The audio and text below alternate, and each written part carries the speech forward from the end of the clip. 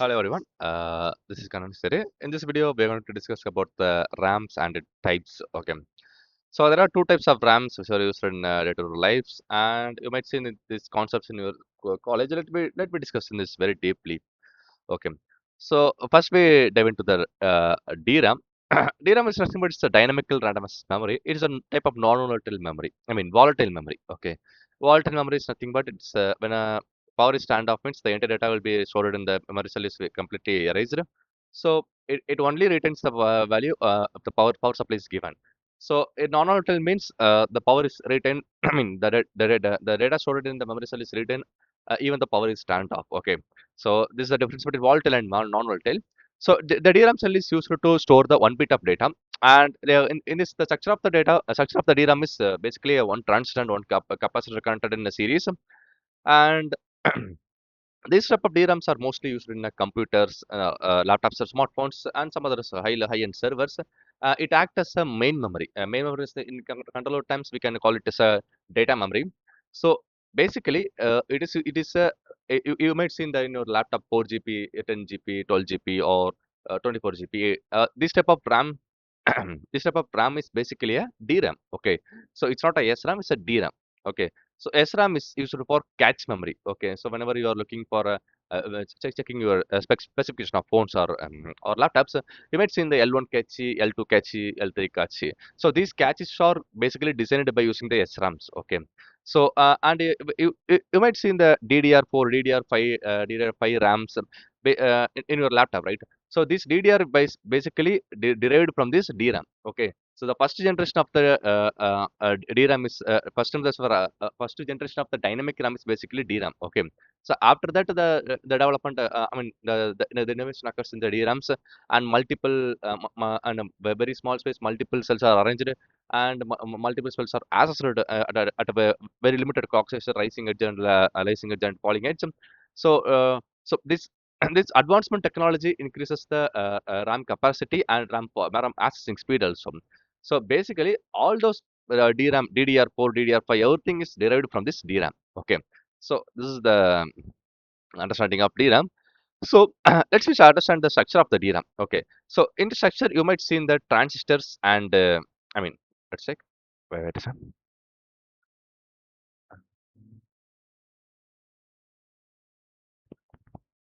And this transistor is called as a access transistor, and the capacitor is called as a storage container.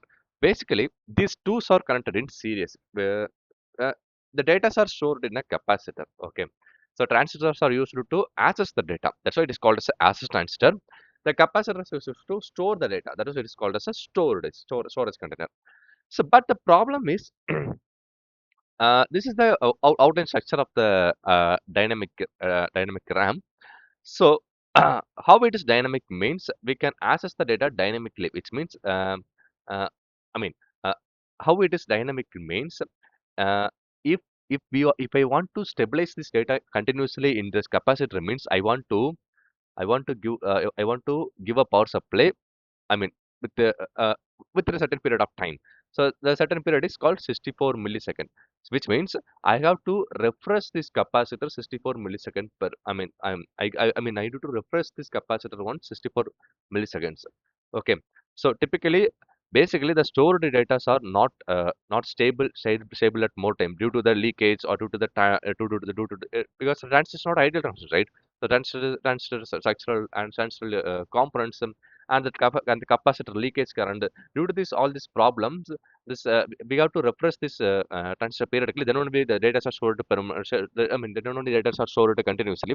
If it not refresh means the data are leakaged and the entire data will got I mean the entire data uh, will be corrupted, or and the data bit will be completely erased. Okay, so for example, if I draw, it is called as a storage container. Okay. I mean, wait a second. Okay. Okay. This container contains the data. Okay.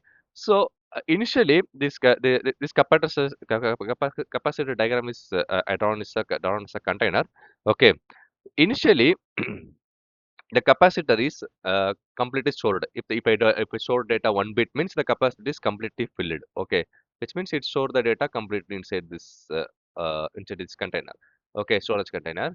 So, but over the period after the storage is completion, after the 1 bit is stored, so over the period the I mean the data stored in the current, when the data means charges stored in the capacitor will be leaked, will be erased. Okay, so sorry will be erased. The erase happens due to the leakage of current and the transistor. I mean, the supply is converted as a heat. Everything happens due to the unavoidable environmental natural property of the capacitor. So to stabilize this 1 bit inside the capacitor, we have to refresh this entire circuit every 64 milliseconds. Typically, every 64 milliseconds. Every 64, which means every 64 milliseconds, we have to refresh this entire circuit. We have to refresh this entire circuit. Okay, we have to refresh this entire uh, one transistor and one capacitor circuit. Okay, so this is how the storage, I mean, dynamic storage works. But problem is, the circuit is very simple. Okay, the data storage is very simple, but we have to refresh this data very continuously. So this is the one of the biggest problem in the by using the dynamic RAM. And also, if I want to access the data, if I want to access the data, the stored charges or the stored charges or get from the capacitor is very, it takes more time to get the data and more time to store the data. So to replace this to replace the RAM faster access and without any leakage, there is another RAM type is called static RAM. Okay, so and also one of the advantages of the DRAM is uh,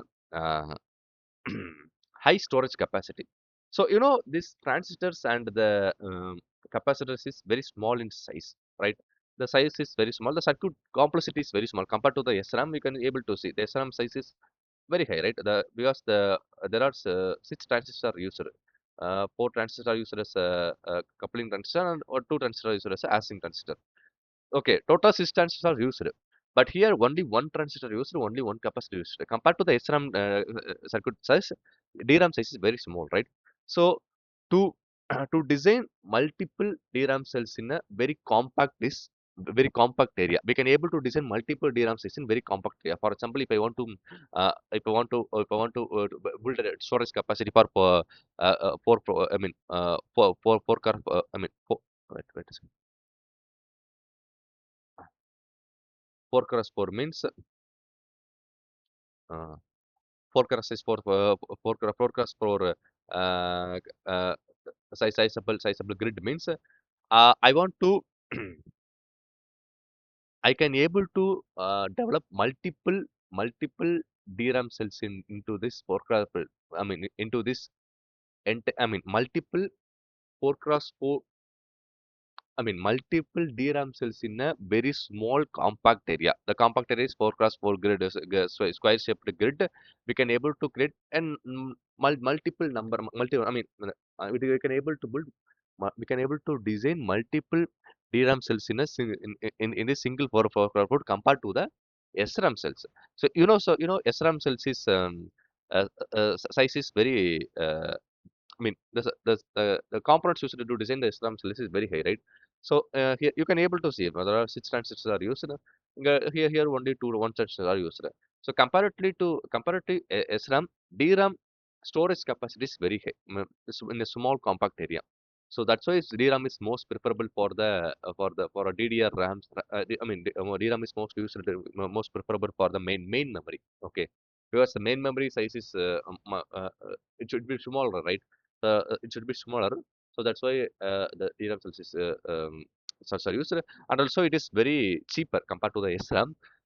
Due to the less number of transistor usage, due to the less number of transistor usage and the circuit design complexity, everything comparatively, DRAM chipset size price is much smaller as compared to the SRAM. Okay, but faster access is SRAM is good. Okay, the SRAM is the fastest, one of the fastest RAM access memory, random access memory. Okay, compared to DRAM, and because due to the transistor usage, so here you can able to see this is a cis transistor user. There is no capacitor, no any other resistive devices are used, right? Only cis transistor are used. You know, transistors have high switching capability, and also it can able to get the data. You can able to switch the stages with very high speed, right? So that's why that fast accessing the data in SRAM is uh, uh, uh, it's very faster. Okay, so compared to DRAM. So why I need to refresh this circuit means the capacitor leakage will happen inside the capacitor. I mean the current leakage happens inside that capacitor. That's why we got to refresh this capacitor continuously for every 64 milliseconds. But in SRAM there is no capacitors are used, only transistor. We don't need to refresh any other components in this entire circuit. Okay, that's why there is no refreshing properties have in SRAM. These are the advantages of SRAM. Okay, let's dive into the SRAM, how these SRAM concepts are work. Okay, so SRAM is nothing but it's a static random access memory. It's a type of volatile memory that stores one bit of data. Similarly, in DRAM, we can already say it's a volatile memory. SRAM itself volatile memory. Random access memory is it's a volatile memory. Okay, there is no none of the random access memory is a non-volatile memory. Random access memory is nothing but it's a volatile memory. Similarly, this SRAM also store only one bit of data in the memory cell. Okay, so basically, with the sys transistors, okay, this entire SRAM circuit is called a sys-tree SRAM cell. Okay, the circuit is so-called sys-tree SRAM cell. Unlike DRAM, it does not require any periodic refreshing as long as power is supplied. Which means in SRAM, I already said we have to refresh this capacitor every 64 millisecond. Typically, every 64 millisecond. That's then only it can stabilize stabilize the. I mean, it can able to stable the storage bit continuously. If it is not happening, if the leakage of storage happens, due to this leakage, the entire data will be corrupted or entire data will be lost. Okay. So in SRAM, you can able to see there is no capacitors in this entire circuit diagram. Only transistors are used. Okay. So then we don't need to refresh anything in this entire circuitry. Okay. So only transistor. So that's why it does not require any periodic refreshing as long as power is supplied. So but we have to give this power supply continuously. This is the one of the important characteristics of SRAM. We have to give the power supply continuously. So some of you have a idea about some of you have think that DRAM DRAM takes much more power than SRAM. But actually, it is not like that. Okay, SRAM is more SRAM. I mean, SRAM takes more power compared to DRAM based on the applications. Because SRAM already say this right line and bit line must have continuous power supply is given to the both right and bit line. Then only it can stabilize the. Then only it can store the data inside the circuit. Okay, so we have to give the supply uh, into the inverter CMOS inverter continuously. Okay, we have to give the supply the CMOS inverter continuously. Then only it can stabilize the output. Okay, but in SRAM it's not like that. Okay, so to store the data, we can give the supply to the transistor to access the gate, and we can store the data into the uh, capacitor. For every millisecond, we have to refresh this capacitor continuously. This is the properties of SRAM, but it is the properties of DRAM. Okay, sorry, not SRAM. But here we have to give the power supply continuously to store the bit of data, single bit of data. Okay, and also you can able to see there are four CMOS transistors are used. Okay, so compared to DRAM, SRAM power, takes more power compared to SRAM takes more power compared to DRAM. So some of you have idea of think that DRAM takes more power. Actually, it's not like that. SRAM takes more power. Okay, and also SRAM fasting of SRAM SRAM accessing speed is very high. Okay, okay. Let's dive into the SRAM circuit. Okay, so this right line is used to give the power supply to the access transistor. Okay, it is used to give the power supply to the gate terminal of the access transistor. This supply is given to the CMOS inverter. Okay, inverter is nothing but two CMOS connectors are together is connected together is called a CMOS inverter. Okay, so inverter is nothing but this inverter NOT gate is written as a I mean, inside the NOT gate, the CMOS inverters are used. Okay, to design this NOT gate, CMOS inverters are used. Basically, inside the NOT gate, actually transistors are used. Okay, this transistor is called CMOS inverter. This is the one of the important concept when you are studying an EC or triple or END based subjects. Means definitely you might explore this CMOS concepts. Okay, so basically this circuit is nothing but this transistors are together connected together is nothing but it's a NOT gate. Okay, so another transistors are the same thing is also called another NOT gate. Okay, that's what I written this. I mean, sorry. Okay, this transistor is. I mean, these two transistors are coupled together connected is a NOT gate. Okay, so this transistor is called second NOT gate. Okay, so basically what they are doing is they are actually coupling together. The transistors are coupled together, which means you can call this entire circuit as a coupled CMOS inverter. Okay, this entire circuit is called as coupled CMOS inverter. To understand this concept very easily, I am using this NOT gate. You know about the not I mean, all of them have a familiarity with the NOT gate, right? So this NOT gate, inside the NOT gate, actually these two transistors are used. Okay, so the to study understand this concept very easily. That's why I'm using this NOT gate. Okay, and these two CMOS inverters are coupled together. The same thing I am doing here. Here two inverter, two NOT gate, one either I mean N1, N1, N2. Okay, these two NOT gates are connected to back to back, which means this entire circuit I'm draw this as a NOT gate format. Okay, which is to understand this concept. Okay, so the coupled transistors, if I give one in means if I give input as one means the output is zero, right? This output zero is goes to the input of the second not one second N2. Okay, so here the zero is goes as the input and the one is taken as the output. So here you can able to see the data are stacked inside this entire loop, not a loop, entire uh, cross-coupled NOT gate. Here you can able to see the input data I stored here is one, right? By using this T5 transistor, I'm using this T5 transistor to put input data in one in the CMOS inverter. Okay, the inverter produces output as zero into the second input of the output, and the output is given as an input to the second CMOS inverter. So the zero is taken as output in a one, and it's one is again one is cross coupled to the second CMOS inverter. That's what I discussed in that by using NOT gate. Okay, here this one is stable inside this inverter, right? Inverter is inside this inverter. Uh, Unlike DRAM, we not need to any capacitor to store the data. We are using this transistors to store the data. Okay, so to store that's why these CMOS inverters are used. I think you understand this concept very deeply. Okay, so this transistor T5 and T6 why they are using means they are used to give a input to the supply. I mean input to the internal circuit. Okay, this is called as a I mean this I mean let me wait a second.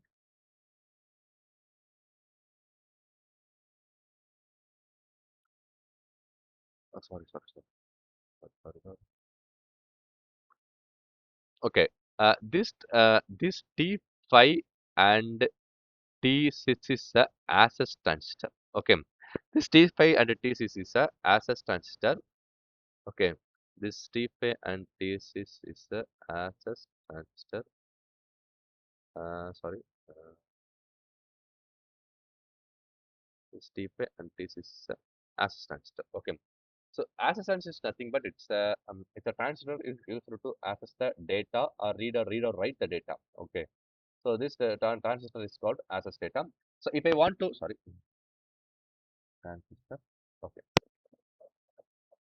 If I want to store the data, one bit of data inside this inside this SRAM cell means I need to store the data by using this and at a transistor. Okay. So which means if I give a supply to this, I mean if I give a supply to the right lane I mean right lane means it is used to give a supply to the gate terminal in the transistors. the gate terminal opens the terminal, and the data can be able to, I mean, the supply can be able to flow from this so source to drain. In the drain port, in the drain port, CMOS inverters are connected back to back. It's a cross-coupled CMOS inverter. So the CMOS inverters are used to store the data inside this inside the inside the CMOS inverter due to the cross-coupled format. So and also if I want to read the data means same thing. I just given the supply to the right lane. Inside you do to the right hand, the data stored inside the CMOS inverter is flow from this flow from the CMOS inverter to the outside of the bit lane. So the bit lane is the sense amplifier is connected to at the end of the bit lane. The sense amplifier detects the BL bar and BL based on the based on the direction of charges inside in the BL and BL line. It find whether the data bit is one or not. Okay, it finds whether the data is one by one or bit, we can able to read the output. Okay, this is how the statigram read and write operation works. Okay, I think now you understand this concept very deeply because it's very easy. Okay, quite interesting concept. So if you understand me, I mean, another part is it's a low storage capacity, which means if you you can take if you can take a 4x4 4x4 grid. Okay, so 4x4 grid. Okay, 4x4 square grid. So if I want to design the circuit inside this 4x4 square grid means the SRAM size, SRAM, sorry, the SRAM circuit size is much. I mean, the circuit size is the size of the SRAM SRAM cell is higher. Okay, larger. Okay, compared to the DRAM. Okay, that's why it has lower storage capacity, which means within a certain area the the multiple cells are used, multiple cells are designed and connected together. Is number of cells connected together in the certain area is lesser compared to the DRAM, which means you can able to see here we can able to store multiple DRAM cells in in a very smaller area at large quantity, because due to the size of the cell, DRAM and only transistors and capacitors, right? In SRAM, you can able to see large number of transistors are used. Six numbers of transistors are used.